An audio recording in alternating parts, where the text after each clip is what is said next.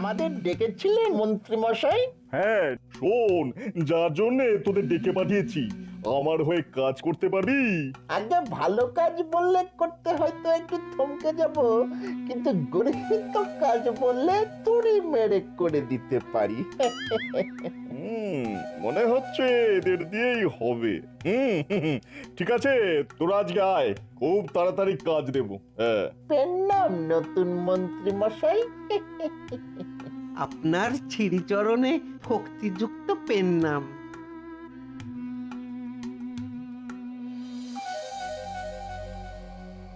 মহারাজ, যেন দেখছি বড় চিন্তিত।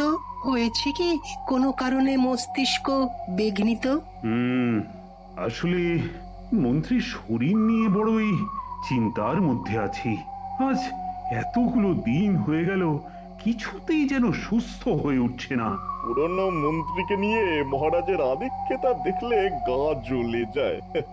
রকম সকম থেকে মনে হচ্ছে পুরনো মন্ত্রী সুস্থ হয়ে উঠলেই আমাকে দরজা দেখিয়ে দেবে। তাই যা করার খুব তাড়াতাড়ি করে ফেলতে হবে। হ্যাঁ, এত চিন্তা করছেন কেন? হ্যাঁ, আমাদের রাজবৈদ্য অতি উচ্চমানের চিকিৎসক, দেখবেন ঠিক সুস্থ করে তুলবে। সুস্থ হলি বাঁচি। আজ তো রাজবৈদ্যকে পাঠিয়েছি, দেখি দেখি ও এসে কি খবর দেয়। প্রণাম মহারাজ। তুমি কি মন্ত্রীর বাড়ি গিয়েছিলে? হ্যাঁ মহারাজ, আপনার কথা মতো ওইখান থেকেই আসছি। তা কেমন দেখলে মন্ত্রীকে? আসলে অনেক দিন ধরে পেটের রোগে ভুগে বেশ কাহিল হয়ে পড়েছেন। তার উপর আবার ওই সর্দি, জ্বর আর কাশিটাও হয়েছে। তবে আরো বেশ কিছুদিন ভোগাবে। আচ্ছা রাজ জ্যোতিষী, তুমি কি মন্ত্রীর ভাগ্য গণনা করে দেখেছো? দেখেছি মহারাজ, আগামী কিছুদিন আমাদের পুরনো মন্ত্রী মশাইয়ের সময় খুব একটা ভালো যাবে না। তবে তার সাথে কি? আগে গণনা করে এটাও দেখেছি যে আগামী বেশ কিছুদিন আমাদের এই কৃষ্ণনগরের পক্ষেও খুব অশুভ সময় আসতে চলেছে। সে কি? অশুভ সময় মানে? আগে বলতে আমি শিহরিত হচ্ছি মহারাজ। শনি আর কেতু যেভাবে কৃষ্ণনগরের ওপর বক্রী দৃষ্টি দিয়েছে, তাতে এ রাজ্যে ভয়ঙ্কর একটা মড়ক হলেও হতে পারে। সর্বনাশ! মড়ক? হ্যাঁ মহারাজ, শ্লেষাপিত্তজনিত কোনো মড়ক। তাহলে তো আমাদের খুব সাবধানে থাকতে হবে। হ্যাঁ, সকলকেই খুব সাবধানে থাকতে হবে।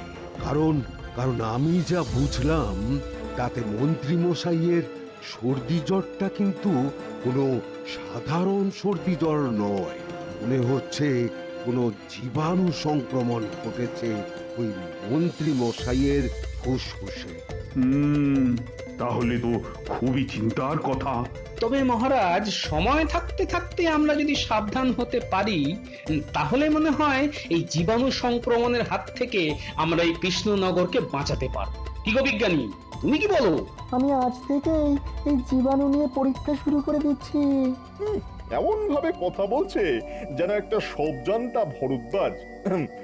আচ্ছা বিজ্ঞানী, আপনি যে জীবাণু নিয়ে পরীক্ষা শুরু করবেন বললেন, তাই জীবাণুটা পাবেন কি করে? আজই আমি মন্ত্রী মশাইয়ের বাড়ি গিয়ে ওর মুখে লালা রস নিয়ে আসবো। তারপর অনুবীক্ষণ যন্ত্র দিয়ে দেখলেই বোঝা যাবে ওই লালা রসে কোনো জীবাণু আছে কিনা, আর থাকলেও সেই জীবাণু কতটা মারাত্মক। ও, তাহলে বিজ্ঞানী, তুমি আজ থেকেই কাজ শুরু করে দাও। আর দরকার হলে রাজবৈদ্যকেও তোমার সঙ্গে নিয়ে নাও। মনে একটা যখন সংশয় দেখা দিয়েছে, তখন প্রথম থেকেই যুদ্ধকালীন তৎপরতায় এর মোকাবিলা করতে হবে।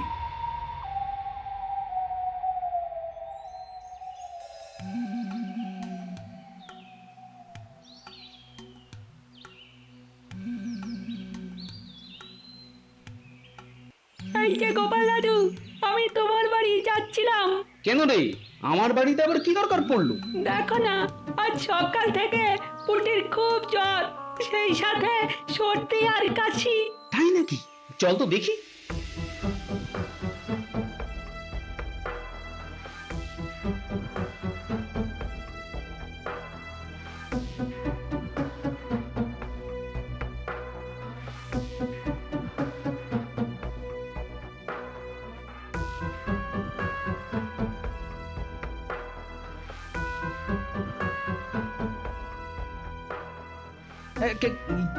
কি হয়েছে পুটির?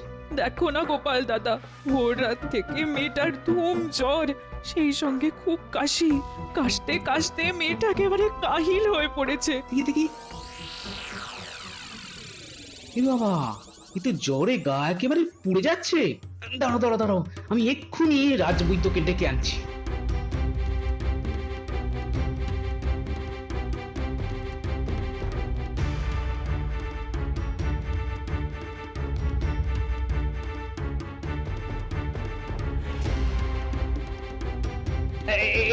এই যে রাজবৈদ্য, আমি তোমার কাছে যাচ্ছিলাম। কেন?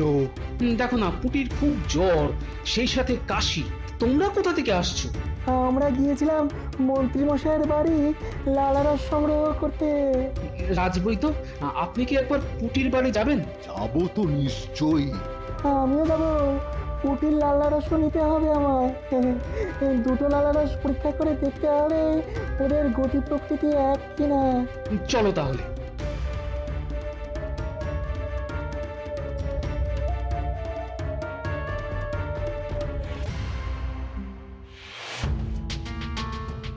মহারাজ, আমার 4 জন সৈন্যের কাল থেকে সর্দি, কাশি আর জ্বর শুরু হয়েছে মহারাজ। সে কি? এ নিয়ে একদিনের মধ্যে 6 জনের ওই সর্দি, কাশি আর জ্বর হলো। মহারাজ, মহারাজ, এটা একেবারেই ভালো লক্ষণ নয়। আমার গণনা মিলে যাচ্ছে দেখছি। তাহলে কি করা যাবে রাজবৈদ্য? আমি এক্ষুনি ওই সেনাদের বাড়ি যাব, প্রত্যেককে ওষুধ দিতে হবে।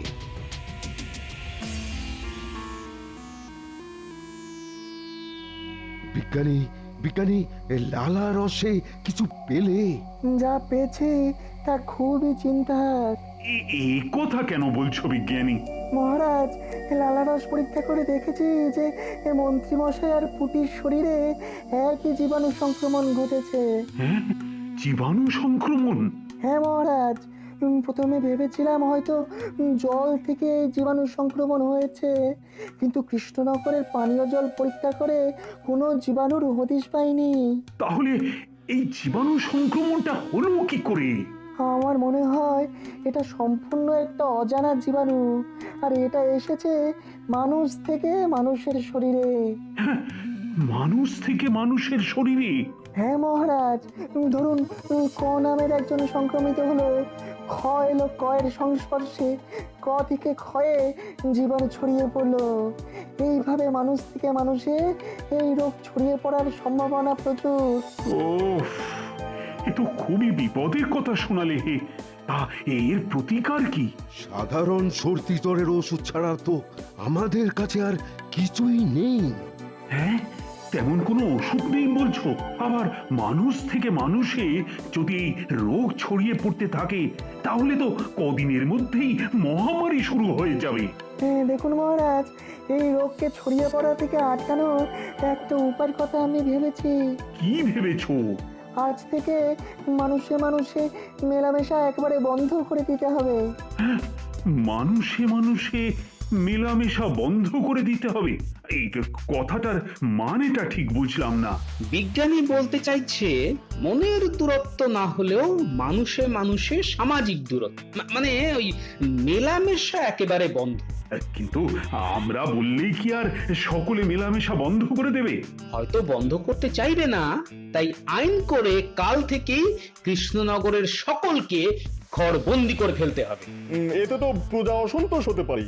সকলকে ভালো করে বোঝাতে পারলে আমার মনে হয় এসব কিচ্ছু হবে না।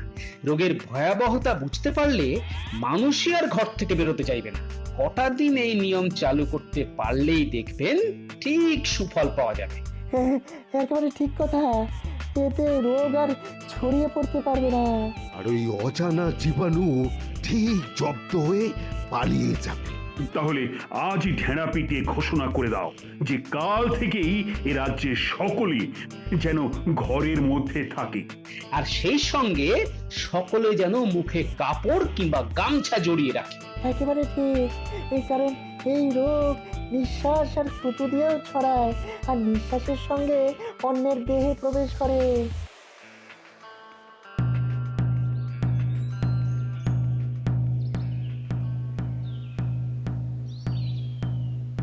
শোনো শোনো শোনো, কৃষ্ণনগরে এক অজানা রোগের আগমন ঘটেছে। তাই মহারাজের নির্দেশ মতো এই রোগের হাত থেকে বাঁচতে কেউ বিনা প্রয়োজনে ঘর থেকে বের হবে না, আর সকলে নাক মুখ কাপড় কিংবা গামছা দিয়ে ঢেকে রাখবে। বিনা প্রয়োজনে কাউকে ঘরের বাইরে বের হতে দেখলে তাকে শাস্তি দেওয়া হবে। শোনো শোনো শোনো। ও বাবা, কাল থেকে তাহলে ঘর বন্দি হয়ে থাকতে হবে? দরকার হলে থাকতে হবে। অজানা রোগের হাতে মরার থেকে কয়েকটা দিন ঘরবন্দি হয়ে থাকা অনেক ভালো। কই গো গিন্নি, কোথায় গেলে? বলি কোথায় আর যাব, মহারাজের আদেশে তো ঘর থেকে বেরোনো বারণ। তা তুমি কি পুঁটির বাড়ি গিয়েছিলে? হ্যাঁ? আরে ওখান থেকেই তো আসছি। কেমন আছে পুঁটি? আজ অনেকটা ভালো বুঝলে, তবে আমাদের আরো কয়েকজন সৈন্য আজ জ্বরে পড়েছে। সে কি গো? হ্যাঁ হ্যাঁ গো, আসলে খোঁজ নিয়ে জেনেছি ওরা নিজেদের মধ্যে মেলামেশা এখনো বন্ধ করেনি। তাহলে কি হবে? কি আবার হবে, নিয়ম না মানলে জোর করে নিয়ম মানাতে হবে। মহারাজের সঙ্গে আলোচনা করে সেই ব্যবস্থাটাই করে এলাম বুঝলে। তুমি যদি সব করবে, তা আমাদের নতুন মন্ত্রী মশাই আছেন কি করতে? হ্যাঁ দুধ তোর। আর বলো না, সে বেটা তো নিজেই ঘর বন্ধ করে বসে আছে। যাকে যা কিছু খেতে দাও দেখি, খুব খিদে পেয়েছে। শোন, যার জন্য তোদের ডেকেছি, এই রাতের বেলা কেউ বেরোচ্ছে না তো? আগে না, রাতের বেলায় সারা কৃষ্ণনগর একেবারে শুনশান। বাহ বাহ, ও ভালো কথা। এবার শোন, কি করতে হবে তোদের সেটা শোন।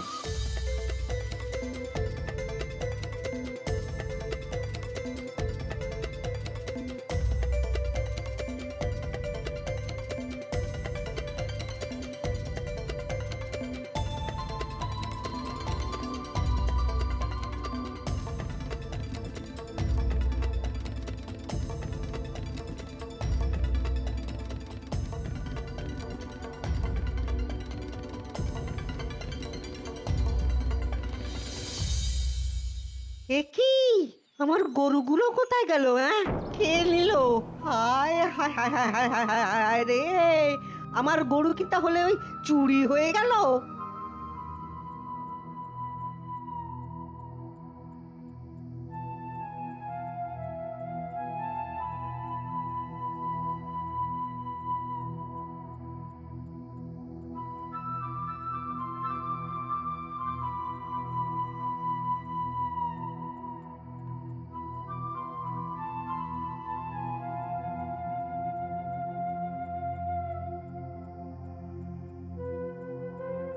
একি মহারাজের আদেশ অমান্য করে তুমি কোথায় যাচ্ছ? আর আদেশ? আমার গোয়ালের সব গরু চুরি হয়ে গেছে, আর ইনি এসেছেন আমায় আদেশের কথা শোনাতে। শোনো, আমি এখন ওই গরু খুঁজতে চলেছি, বুঝেছ? একে ওই ঘরবন্দির জ্বালায় দোকানদারি লাটে উঠেছে। এরপর গরু চলে গেলে আমি যে একবারে পথে বসবো। কি হে ভোলা, মুখে কাপড় না বেঁধে রাস্তার মাঝে দাঁড়িয়ে চেঁচামেচি করছো কেন? চেঁচামেচি করছে কি আর সাধে? সাধে? এই ঘর বন্দির মধ্যেও কেউ বা কারা এসে আমার ওই গোয়ালে সব গরু চুরি করে নিয়ে চলে গেছে। সে কি? এখন আমি কি করি বলো তো? শোনো, একবার মহারাজের কাছে যাও, তবে মুখে কাপড় কিংবা গামছা বেঁধে। ঠিক আছে, তাই যাব। মহারাজ, কাল রাতে আমার গোয়াল থেকে গরু চুরি গেছে। আমার গোয়াল থেকেও গরু গেছে। সে কি, একই চারিদিকে অজানা জ্বরের প্রকোপ, এর মধ্যে আবার গরু চুরি? মহারাজ, আমার ওই গোয়ালের সব গরু কাল রাতে চুরি হয়ে গেছে। সব গরু চুরি হয়ে গেছে? হ্যাঁ মহারাজ। ঠিক আছে, তোমরা এখন যাও, আমি দেখছি কি করে এই গরু চুরির কিনারা করা যায়। এ তো গোদের ওপর বিষ ফোড়া হয়ে গেছে গোপাল। কাল রাতে ভোলা ময়রা আর অনেকের গোয়াল থেকে গরু চুরি হয়ে গেছে। হ্যাঁ, ভোলার মুখ থেকে আমি শুনেছি। বলো তো কি দুশ্চিন্তার কথা। আমার দুশ্চিন্তাও কিন্তু কিছু কম নয় মহারাজ। এই কদিনে রোগের প্রকোপ আরো বেড়ে গেছে। সে কি, সারা রাজ্যকে ঘরবন্দি করেও তাহলে কোনো ফল পাওয়া যাচ্ছে না? কি করে ফল পাওয়া যাবে মহারাজ? আপনার আদেশ না মেনে কিছু লোক তো অনাবশ্যক বাড়ি থেকে বেরিয়ে পড়ছে। তার উপরে এই গরু চুরির হাঙ্গামা। রাজসভায় আসার সময় আমি তো বহু লোককে পথে দাঁড়িয়ে গরু চুরির ব্যাপারে আলোচনা করতে দেখে এলাম। কি করা যায় বলো তো গোপাল? আমাদের সামনে এখন দুটো কাজ মহারাজ। এক, যেমন করেই হোক লোকজনকে ঘরের মধ্যে আবদ্ধ রাখা, আর দুই, গরু চোরকে খুঁজে বের করা। আমার মনে হয় অন্য রাজ্য থেকে কেউ বা কারা এসে গরু চুরি করে সারা রাজ্যের মধ্যে একটা নরাজক অবস্থা সৃষ্টি করতে চাইছে। কথাটা খুব একটা খারাপ বলনি নতুন মন্ত্রী। আপনি গোদের উপর বিষ পড়ার কথা বলছিলেন মহারাজ। আমার মনে হচ্ছে এখন আমরা পাহাড়ের মাথায় আগ্নেয়গিরির ওপর বসে আছি। ওনা ফেটে যেমন গলগল করে রক্ত বেরিয়ে আসে, তেমনি যে কোনো মুহূর্তে প্রজা অসন্তোষে আগ্নেয়গিরি থেকে গলগল করে গরম লাভা বেরিয়ে আসবে। হ্যাঁ, একেবারে ঠিক কথা। গোপাল গোপাল, সেনাপতিকে নিয়ে পরে আমার কাছে এসো তো, কিছু কথা আছে। আমি যাব না? না না না, এই মুহূর্তে শুধু গোপাল আর সেনাপতি হলেই চলবে। তেমন প্রয়োজন হলে তোমায় না হয় পরে ডেকে নেব। বুঝলি, তোদের কাজে আমি খুব খুশি। তাহলে আমাদেরও খুশি করে দিন। হ্যাঁ হ্যাঁ, সে তো দেবো। এই নে তোদের পারিশ্রমিক। কিরে, খুশি তো? খুব খুশি। আমরা তাহলে এখন আসি। হ্যাঁ হ্যাঁ, আয় আয় আয়। বলো বলো সেনাপতি, কি বলতে চাইছিলে তুমি? মহারাজ, এখানে আসার সময় আমি শুনে এলাম যে আজ রাতে সমস্ত রাজ্যবাসী ঘরবন্দির আদেশ উপেক্ষা করে রাস্তায় এসে দাঁড়াবে। কেন কেন কেন? তারা দলবদ্ধভাবে গরু চুরি আটকাবার চেষ্টা করবে মহারাজ। এ তো ভীষণ সমস্যা হলো।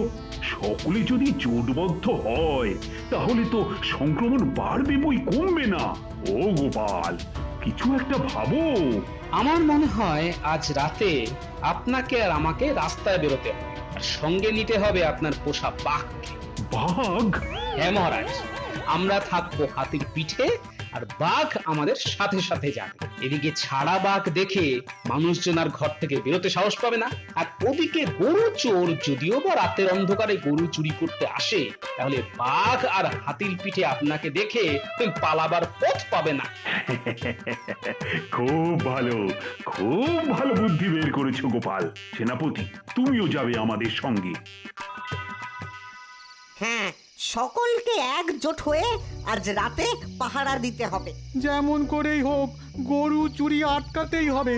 একে তো ওই ঘরবন্দির ধাক্কায় ঘরে অনটন, তারপর ওই গরু চুরি গেলে আমাদের ওই বাচ্চা কাচ্চাগুলো কি খাবে বলুন তো? ঘরবন্দি অবস্থা উঠে গেলে আমি বা ওই দোকান চালাবো কি করে?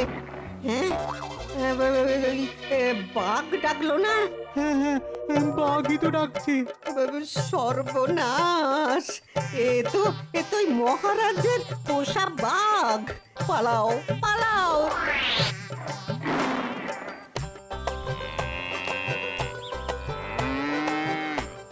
আরে, অনেকগুলো গরু একসাথে ডেকে উঠলো না? তাই তো। আর গরুর হাম্বা ডাক তো আমাদের নতুন মন্ত্রী মশাইয়ের বাড়ির থেকে আসছে। ঠিক বলেছ, চলো তো দেখি।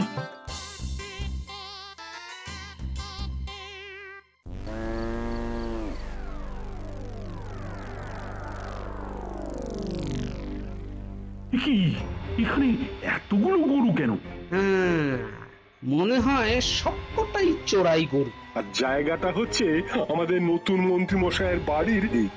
ভগবান ভগবান,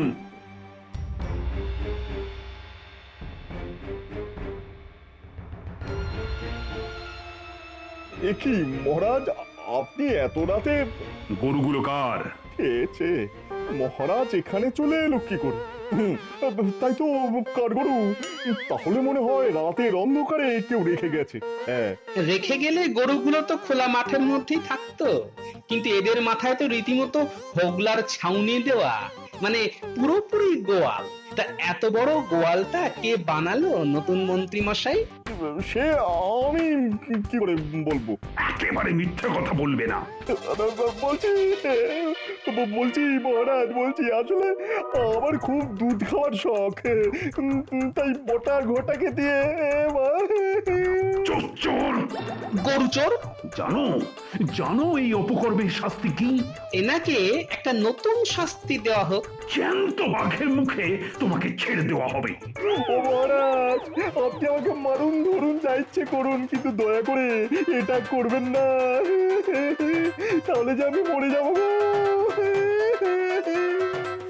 যাও, সকলে ঘরের ভেতরে চলে যাও। কটা দিন ঘরে থাকতে পারলি অজানা জ্বর আমাদের আর আক্রমণ করতে পারবে না। আর গরু চোর তো ধরা পড়েই গেছে। জয় মহারাজের জয়। জয় মহারাজের জয়।